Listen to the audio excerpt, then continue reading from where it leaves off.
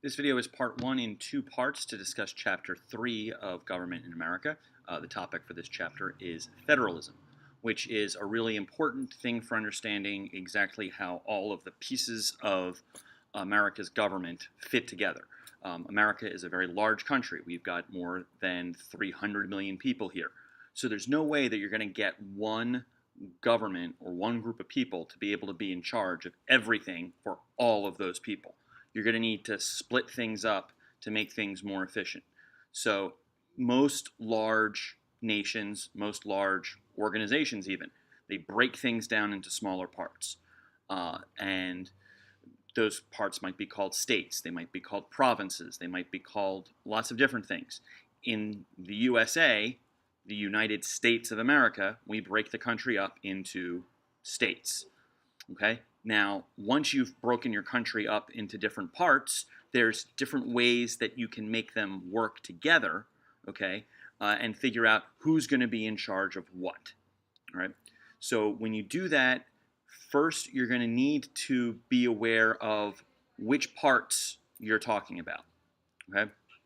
So every time you break things down to a smaller group of people, you're creating a new level of government. Okay, level of government is something of a technical term. It's referring to how much of the area or how many of the people are governed by that group of people. Okay, so the top level of government is going to be the national level, the level that decisions made at the national level affect everybody in the nation. Okay, then you break it down. The next step down, the next level down, is our state level. So we live in Pennsylvania. Everything that the Pennsylvania government does affects us and all of the other people in Pennsylvania. Decisions at that level. Then even the state is big.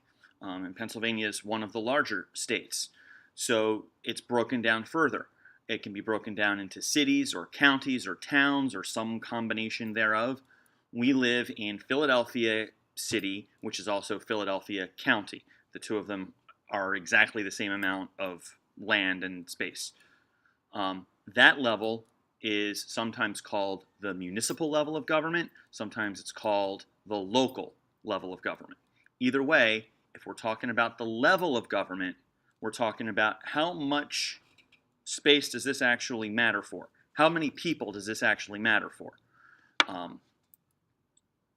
We're not going to get too much into the local or the municipal level at this stage of the game. What we're concerned about is the relationship between the state governments and the national government that's supposed to be over all of them. Okay? Now, the textbook describes three different methods that you can set up for who has the power and how these things work together. The first level is a unitary government. In a unitary government, the national government really has all of the power. If there might be smaller state governments or city governments, but if the national government doesn't like what any of those smaller levels do, you just overrule them. So unitary, all the power is in the national or the central government. Okay? Then you get to the federal level. The federal level is where the national government is in charge. They're definitely on top. They're the most powerful. But it has certain limits that it has to follow, and the state governments get their own powers that you can't mess with. Okay, this is what we have in the United States. President Obama has a lot of power. The United States Congress has a lot of power. Okay, there are a lot of things that they are able to do that affect everybody in the country. But there are some things that when Pennsylvania wants to go its own way or Texas wants to go its own way, President Obama and the Congress have to let them. There's no alternative because we have a federal system, which means even though the national government is on top, the state governments have certain powers.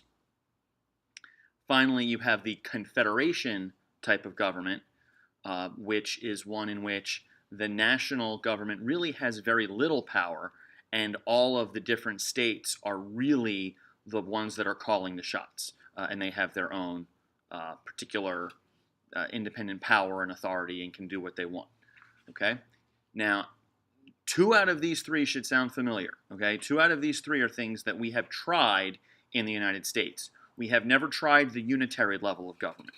Okay? We've never been at a point where the national government completely calls all the shots. There are places like England or Germany, countries like that, where it is a unitary government. What the national government says goes. We haven't done that.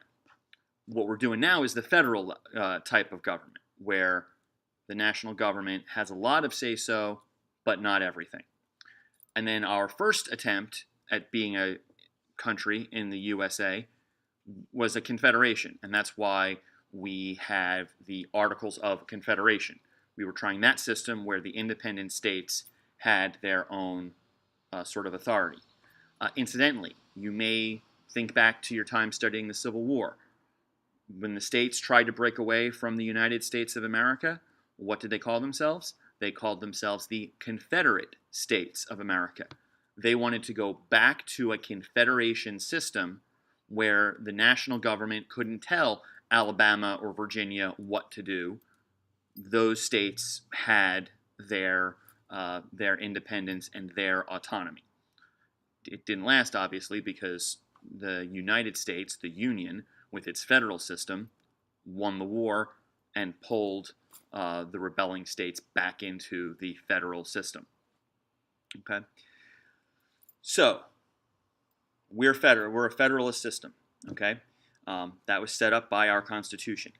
How does our Constitution do that? How does it set up how all this works?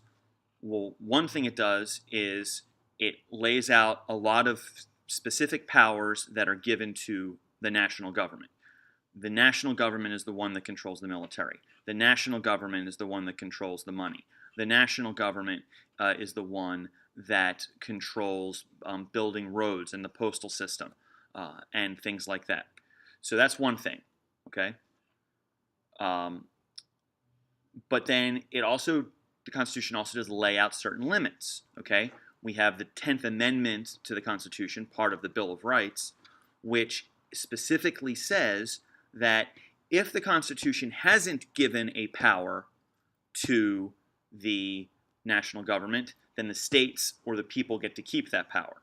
It was a way of trying to keep the federal government from going overboard and taking too much control over things, because that's what some opponents of the Constitution of 1787 were worried about.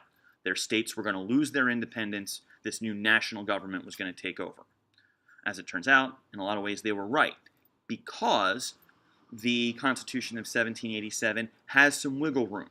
Okay, we've maybe talked before about how the Constitution doesn't have to be officially amended or have the words change for us to change how we use it. Well, that's because of a couple of loopholes or wiggle room spaces that the framers put into the Constitution. Okay, one of these wiggle room spaces is called the elastic clause. Now, if you read Article 1 of the Constitution, it lists a whole bunch of specific powers that Congress has. Congress will have the power to collect taxes. Congress will have the power to declare war. Congress will have the power to regulate interstate commerce. We'll get to that one in a second. But at the end of that list, okay, Article 1 also says that Congress gets any other powers that it might need in order to do the things that have been laid out. So if Congress wants to do something that's not in the Constitution, but they can make an argument that they need to do this new thing in order to do one of the things that they need to do, then they're okay. They can get away with doing that because they have all the power that's necessary and proper in order for them to carry out the laws, carry out the powers and the responsibilities that Article 1 gives to Congress. Okay? So these are two types of powers that come from Article 1. There's the ones that are step by step listed. They're called enumerated powers. They've been counted out. That's what enumerate means. Okay. Then there are the implied powers. Okay. When you imply something, you don't come out and say it. You kind of read between the lines to get it. All right. Well, Congress has powers that if you read between the lines of the enumerated powers, you can get to these extra powers called the implied powers. Okay. So does Congress specifically have power to set up any kind of education system?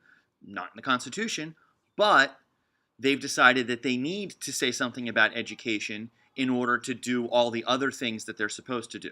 So therefore, the power to do something about education is an implied power. And the implied powers are made possible by the necessary and proper clause, which is also called the elastic clause. Okay? So that's one area for expanding Congress's power. Another area is what we call the Commerce Clause. In Article 1, it says that Congress has the power to regulate interstate commerce. That's any business or any transaction that goes between one state and another state. All right? Once something crosses state lines, it becomes interstate commerce, and Congress can do something about that. Now, the main way that you might think about that is, oh, if I build something in Pennsylvania, but then I bring it across the bridge to sell in New Jersey. Okay, and that's certainly part of interstate commerce. But over time, Congress has been able to define lots and lots of things as having an effect on interstate commerce. Well, we need to have environmental regulations, because if we don't have environmental regulations throughout the whole country, it's going to make it a lot harder for one business to do, for one state, for a business in one state to do business in a different state. So we have to have rules that'll cover the whole country. Okay? That's the Commerce Clause. And this is another one of those things where Congress has been able, over 200 plus years, to cram a whole lot of extra power, okay, that the framers of the Constitution didn't really have in mind. Okay? And they've gotten so aggressive with this that even in the last few years, the Supreme Court has started to push back a little bit and say, hey, wait a minute.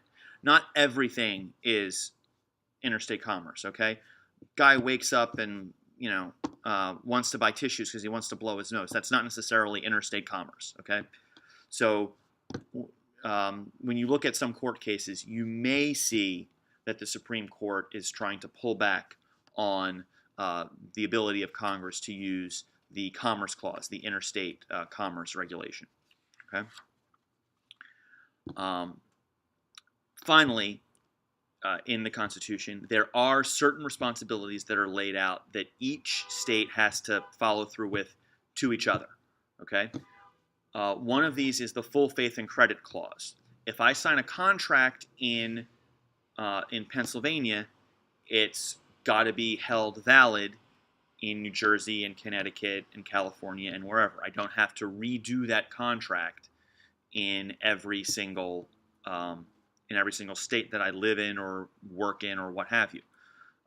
This has been a big deal over the last 10 years in the same-sex marriage controversy, because when 10 years ago, a little bit more than 10 years ago at this point, Massachusetts was the first state that allowed same-sex marriages. Well, all of a sudden, people were saying, well, wait a minute, the full faith and credit clause means that every other state has to treat that marriage from Massachusetts as a legal marriage. And at that time, there were a lot of states that didn't want to do that. So that's been part of what the court cases have been about over the last 10 years or so. And as it's turned out, in the end, the full faith and credit clause, along with some other things, are the reason why if someone gets married in Massachusetts, Pennsylvania would have to recognize it. So the full faith and credit clause does matter when one state's trying to sort of make another state do something. Extradition, if I do something illegal in Pennsylvania and I try and get across the river and escape to New Jersey, and they catch me in New Jersey is going to send me back to Pennsylvania in most cases. And Finally, the final one that's discussed in the chapter are the notion of privileges and immunities, which basically just says that I can't necessarily show any particular favoritism to people from one state versus another in any kind of deals or laws that I'm passing. Okay, so that's some of how the Constitution sets up federalism in the United States today.